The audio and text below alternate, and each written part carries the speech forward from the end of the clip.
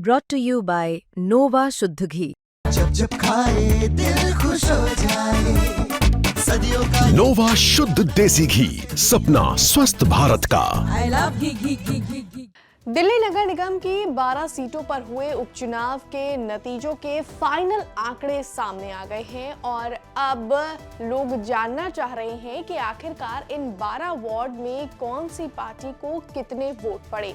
तो इस रिपोर्ट में आज हम आपको बताएंगे कि आखिरकार आम आदमी पार्टी, जिसने इस उपचुनाव में अपनी पूरी जान झोंक दी, आखिरकार इन 12 वार्ड में आम आदमी पार्टी के प्रत्याशी को कितने वोट मिले। नमस्कार, दिल्ली तक देख रहे हैं आप, मैं हूं आपके साथ वैशाली महेश्वरी। दिल्ली नगर निगम के 12 खाली हो चुके वार्ड अब भर चुके हैं, इन्हें पार्षद मिल चुका है क्योंकि उपचुनाव की प्रक्रिया पूरी तरह से खत्म हो चुकी है और उपचुनाव के नतीजे भी सामने आ गए हैं। उपचुनाव के नतीजों के अनुसार दिल्ली की इन 12 एमसीडी के वार्ड पर अब 7 पर बीजेपी जीत चुकी है, 3 आम आदमी पार्टी ने जीती है, 1 पर कांग्रेस ने अपनी जीत दर्ज कराई है तो 1 पर निर्दलीय उम्मीदवार ने जीत हासिल की है। लेकिन अब हम आपको बताते हैं कि इन 12 वार्ड में आम आदमी पार्टी के प्रत्याशियों को आखिर कितने कितने वोट मिले। तो सबसे पहले बात करते हैं शालीमार बाग बी वार्ड की और इसका सीधा कनेक्शन दिल्ली की मुख्यमंत्री रेखा गुप्ता से है और यहाँ पर हम आपको बता दें कि जीत बीजेपी कैंडिडेट अनीता जैन की हुई है, लेकिन आम आदमी पार्टी की कैंडिडेट बबीता राणा ने अनीता जैन को कड़ी टक्कर दी और उन्हें शालीमार बाग से 6,742 वोट मिले हैं। वहीं अगर अशोक विहार वार्ड की बात की जाए तो यहां से भी बीजेपी जीती है, लेकिन आम आदमी पार्टी की कैंडिडेट सीमा गोयल ने उन्हें कड़ी टक्कर दी है और लगभग 8,478 वोटों से वो हार चुकी हैं। हालांकि जीत हार का मार्जिन वीना असीजा और सीमा गोयल में महज 405 वोट का ही है। वहीं अगर मुंडका वार्ड की बात की जाए तो यहां से आम आदमी पार्टी का सबसे पहले खाता खुला और आम आदमी पार्टी के प्रत्याशी अनिल लाकड़ा ने यहां से जीत हासिल की और अनिल लाकड़ा को जो कुल वोट मिले हैं वो है 11,740। वहीं चांदनी चौक वार्ड की अगर बात की जाए तो यहां से बीजेपी प्रत्याशी सुमन कुमार जो गुप्ता जीते हैं, लेकिन आम आदमी पार्टी के प्रत्याशी हर्ष शर्मा को 6,643 वोट मिले हैं।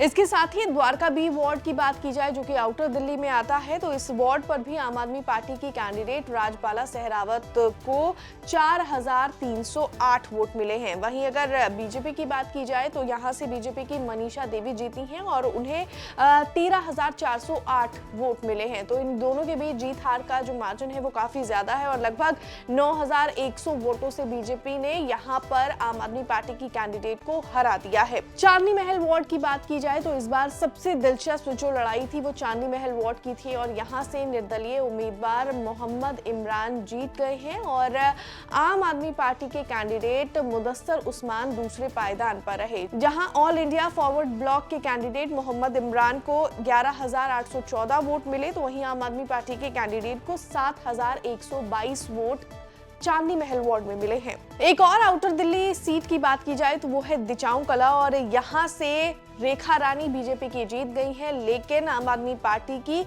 नीतू को यहाँ से 9,645 वोट मिले हैं।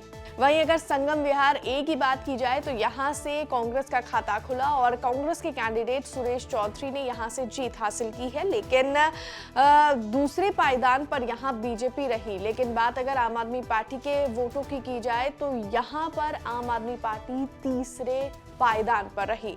आगे अगर बढ़ें और आगे बात करें नारायणा वार्ड की, जहां से बीते 2022 में उमंग बजाज बीजेपी के जीते थे, तो इस बार बीजेपी को इस सीट पर नुकसान हुआ है और आम आदमी पार्टी के कैंडिडेट राजन अरोड़ा महज 148 वोटों से इस वार्ड में जीत गए हैं और अगर उनका टोटल वोट देखा जाए तो वो है लगभग 10,423 वोट।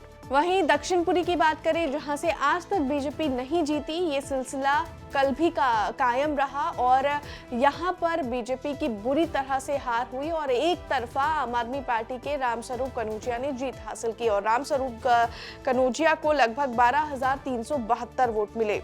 ऐसे ही दिल्ली का जो पॉश इलाका है ग्रेटर कैलाश, जो कभी आम आदमी पार्टी के दिल्ली प्रदेश अध्यक्ष सौरभ भारद्वाज की विधानसभा हुआ करती थी, फिलहाल वहां से वो हार चुके हैं और बात अगर पार्षद चुनाव की जाए तो आम आदमी पार्टी की कैंडिडेट रेशना गुप्ता भी वहां से हार गई हैं। लगभग 4000 के वोटों के मार्जिन से वो हारी हैं। लेकिन अगर उनके टोटल वोट्स के नंबर देखे जाएं तो ऐशना गुप्ता को ग्रेटर कैलाश में 4013 वोट मिले हैं। वहीं इन 12 वार्ड में से सबसे आखिरी वार्ड यानी विनोद नगर की बात की जाए तो विनोद नगर में साल 2022 में रवि सिंह नेगी जीते थे और अब उनकी लेगेसी को सरला चौधरी ने भी बरकरार रखा है और वहां से जीत हासिल की है।